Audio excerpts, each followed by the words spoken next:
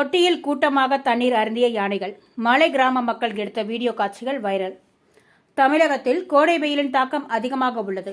கோவை மாவட்டத்தில் 100 டிகிரி ஃபாரன்ஹீட்டை தாண்டி வெயில் பதிவாகி வருகிறது. இதனால் நீர்நிலைகளில் தண்ணீர் குறைந்து இருப்பதால் வன விலங்குகள் வன பகுதியில் இருந்து வெளியேறுகின்றன.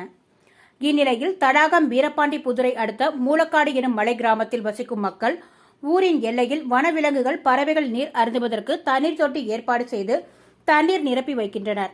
இந்நிலையில் நேற்று மாலை அப்பகுதிக்கு குட்டிகள் உடன் வந்த 10க்கும் மேற்பட்ட காட்டு யானைகள் தண்ணீர் தொட்டியில் ஒன்றாக சேர்ந்து தண்ணீர் அருந்தின. இதனை அங்கிருந்த ஒருவர் வீடியோ பதிவு செய்து வெளியிட்டுள்ளார். தற்பொழுது அந்த காட்சிகள் வைரலாகி வருகிறது.